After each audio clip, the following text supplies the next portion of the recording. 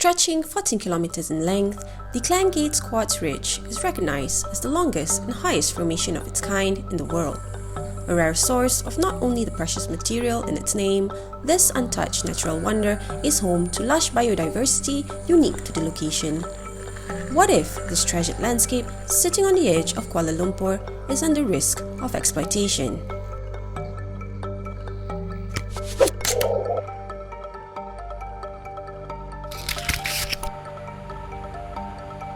The Quartz Ridge and green surroundings of Bukit Tabur provide a temporary escape for nature lovers away from the hustle and bustle of the city.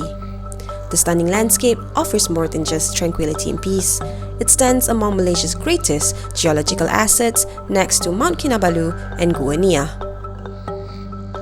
There are a lot of other quartz reefs in the world actually, but they are not 14 kilometer above surface, no. Most of them maybe partly surface, partly subsurface.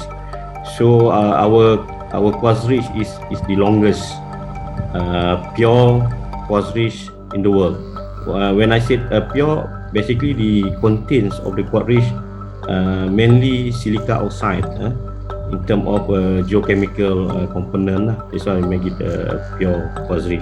So it's very unique and significant geological site that we should preserve.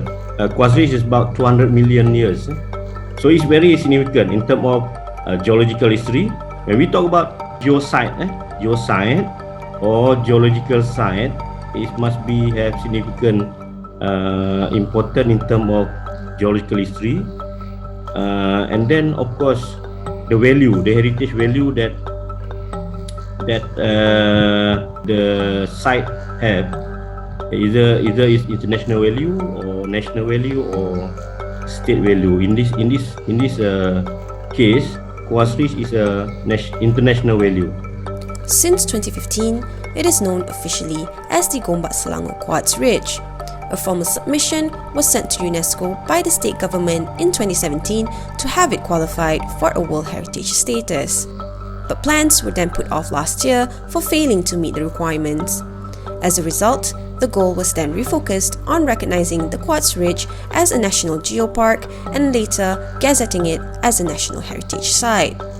Since then, we have yet to hear any firm updates apart from NGOs' calls to fine-tune the proposal to ensure the geopark status is not in name only.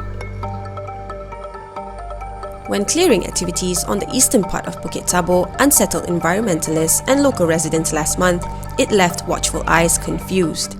This led the team to discover that the process of gazetting the Quartz Ridge in its entirety may not be as clear-cut as one hoped. At least, for a specific area of concern along the 14-kilometer stretch, the discernment revolves around land status and accompanying rights dated as early as 1918. Ialah sebab yang masuk ke dalam ni banyaknya trackers dan juga banyaknya hikers. Yang kita kena faham, trackers dengan hikers ni siapa? Trackers dengan hikers ni adalah orang-orang yang sihat, orang-orang yang sayang kepada alam sekitar. Jadi of course atas rasa concern tu, mereka atas rasa concern terhadap alam sekitar, mereka mungkin membuat report dan sebagainya sebab mereka tengok kawasan yang mereka dah biasa lalu tu dah ditarah. Tapi sebenarnya di sebalik itu, mereka sebelum ini telah masuk ke kawasan ini kerana owner-owner tanah sebenarnya berbaik hati. Kami tak kisah orang datang sebab apa, kami yakin dengan konsep bila orang datang bawa rezeki. As we observe the ongoing debates between local residents and landowners here in Kementsah, it is clear that there is a lack of transparency when it comes to rights, procedures, cultivation and conservation. But if we were to weigh the risk and opportunities, the next step is to actually look at the existing policies to manage our forests and ecological reserves better beyond personal gains.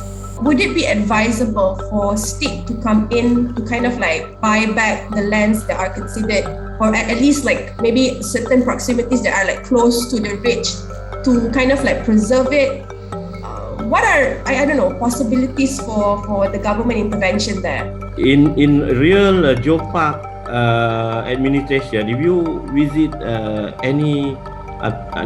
most of geopark outside Malaysia, what they call it, the administration of geopark or geosite is bottom up. meaning to say that the community take charge. The best is let them develop their own piece of land to be part of geosite activity. For example, Langkawi, some community they create a koperasi, cooperative, so that the community do the what they call it, the boat, go to the island nearby, whatever, and then they got the benefit from the activity. Our efforts in preserving such a rare site will be a testament to how the nation and its leaders push for effective environmental policies. In reality, there is no preventing the Quartz Ridge from collapsing for as long as conservation efforts are not in effect and human activities are not sufficiently regulated. For now, this natural beauty sits awaiting its uncertain fate.